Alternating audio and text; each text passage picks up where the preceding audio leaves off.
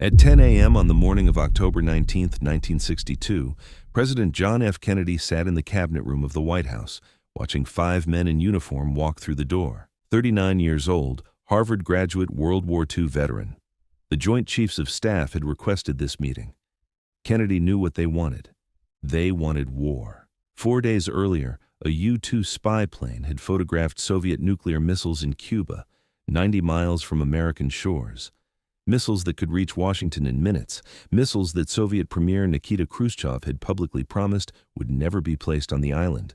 The chiefs believed they had one solution: invasion, full-scale military assault, thousands of air sorties followed by 100,000 troops storming Cuban beaches. Kennedy had installed a secret recording system in the White House 2 months earlier. The tapes would not be discovered until years later, and what they revealed would shock historians.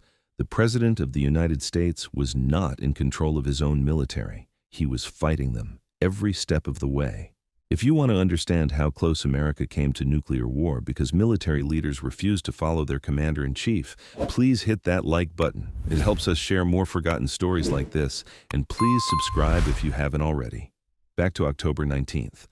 General Maxwell Taylor, chairman of the Joint Chiefs, spoke first. The chiefs unanimously agreed on minimum steps: a surprise bombing attack against missile sites, continued surveillance, and a blockade. Kennedy interrupted. He wanted to understand Soviet motivations. Why had Khrushchev placed missiles in Cuba? Taylor's answer was simple. Cuba was a test of U.S. resolve, and if America didn't respond in Cuba, U.S. credibility in Berlin would be endangered. The implication was clear. Show weakness now, lose Berlin later. Lose Berlin, lose Europe. Lose Europe, lose the Cold War. Then Air Force Chief of Staff General Curtis LeMay spoke. 56 years old, architect of the firebombing of Tokyo, commander of Strategic Air Command. LeMay had spent 15 years building America's nuclear arsenal. He believed nuclear war was winnable. He believed hesitation was weakness. And he believed John F. Kennedy was both hesitant and weak. "We don't have any choice except direct military action," LeMay declared. The blockade Kennedy was considering would give Soviets time to hide their missiles. It would encourage them to move against Berlin. This blockade and political action I see leading into war. I don't see any other solution for it. Kennedy asked about Soviet response to an attack on Cuba. LeMay's answer was definitive. They would do nothing. America just had to make clear that if they make a move, we're going to fight. Kennedy pushed back. What about Berlin? If America bombed Soviet missiles and killed Russians in Cuba, wouldn't Khrushchev retaliate by seizing West Berlin? That would leave Kennedy with one option: nuclear war. LeMay dismissed the concern. An attack on Cuba would prevent the Soviets from taking Berlin, not encourage it. And then LeMay said something that everyone in the room recognized as a personal insult. "This blockade scheme is almost as bad as the appeasement at Munich," LeMay declared. The room went silent. Everyone knew what LeMay was doing. Kennedy's father, Joseph Kennedy, had been U.S. ambassador to Great Britain in 1938. Joseph Kennedy had supported Neville Chamberlain's appeasement of Hitler at Munich. It was the most shameful episode of his father's career. And now LeMay was comparing the president to Chamberlain, comparing Kennedy's caution to the cowardice that had enabled World War II. Kennedy held his tongue. The other chiefs piled on. Admiral George Anderson lectured that, as long as the Soviet Union is supporting Cuba, there is no solution to the Cuban problem except a military solution. General Earl Wheeler, Army Chief of Staff, insisted America could not be sure all missiles were destroyed until and unless we actually occupy the island. Kennedy tried a different approach. Maybe the missiles in Cuba weren't as destabilizing as they appeared. The Soviet Union already had the ability to strike the United States. Perhaps this wasn't worth risking nuclear war. This conciliatory sentiment provoked another outburst from LeMay. If America left the missiles there, the communist bloc would wield a blackmail threat, not just against the U.S., but all of South America. The meeting continued for another 45 minutes. Kennedy kept raising diplomatic options. The chiefs kept demanding military action.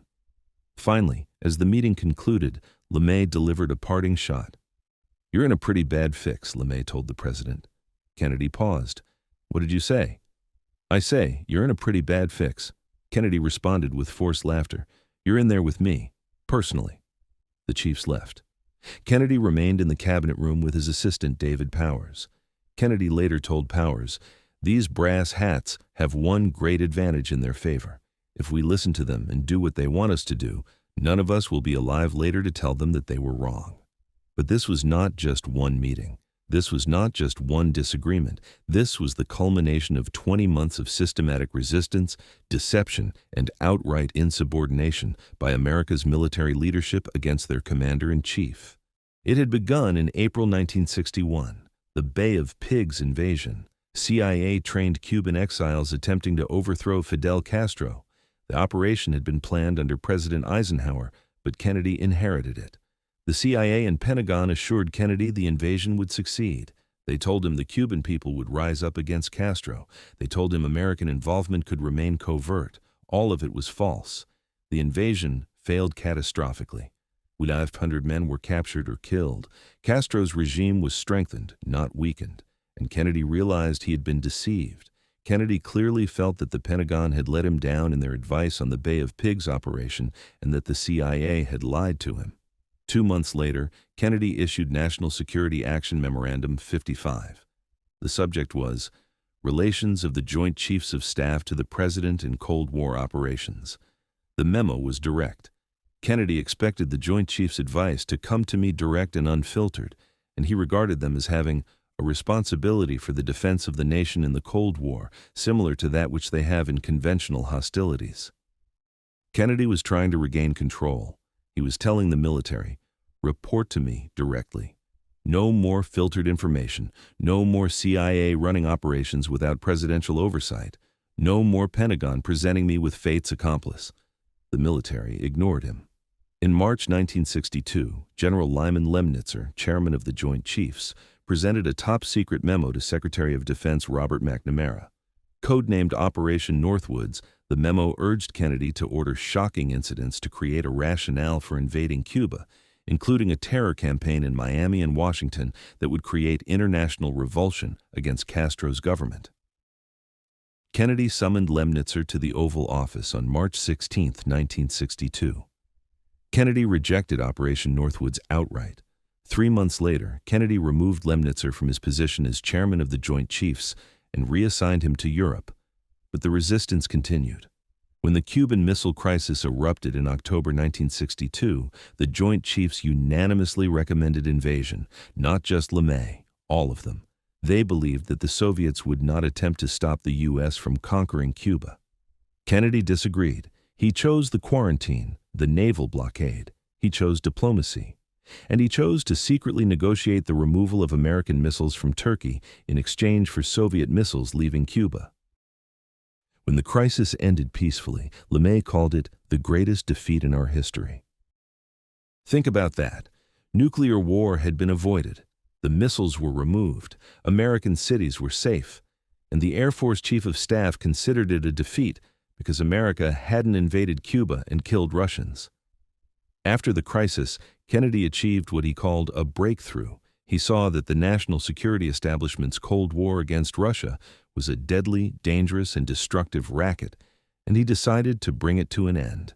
In June 1963, Kennedy delivered his peace speech at American University. It was a radical departure from Cold War orthodoxy. Kennedy called for a strategy of peace, for re-examining Cold War stereotypes. For, in the final analysis, our most basic common link is that we all inhabit this small planet. We all breathe the same air. We all cherish our children's future.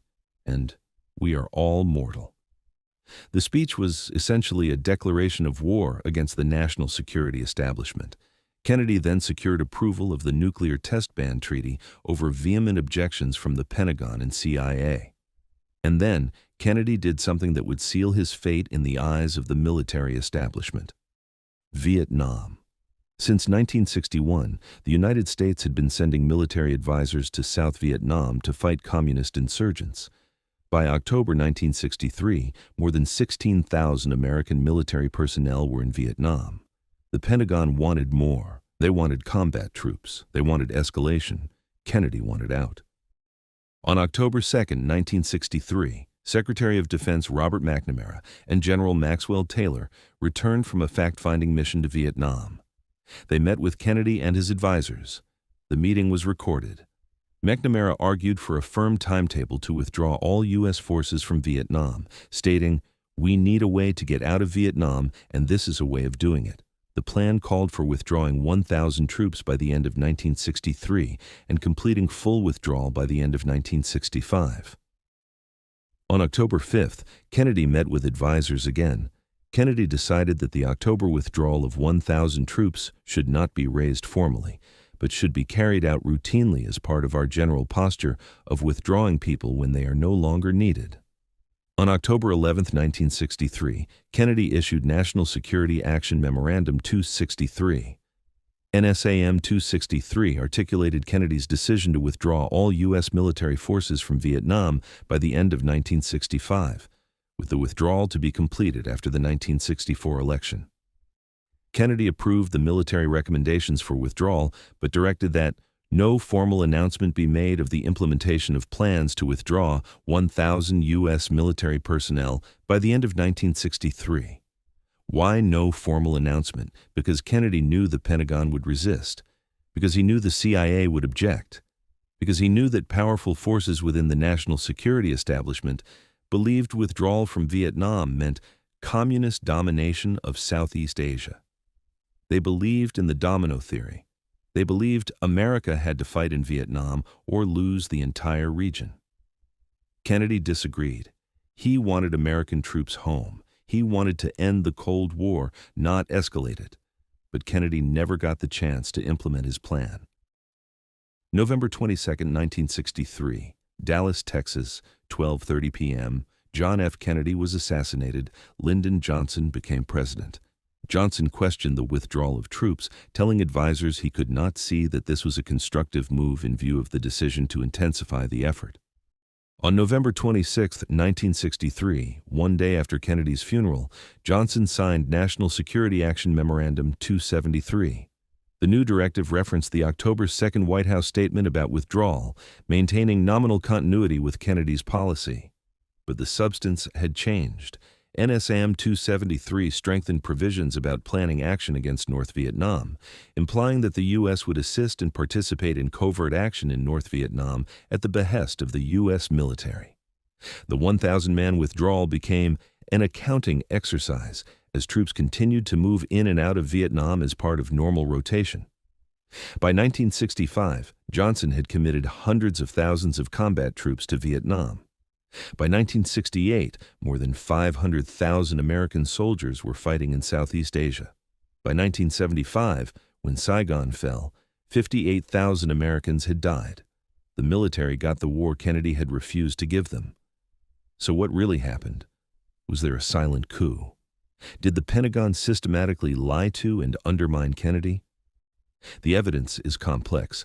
Some historians argue Kennedy was moving toward withdrawal from Vietnam.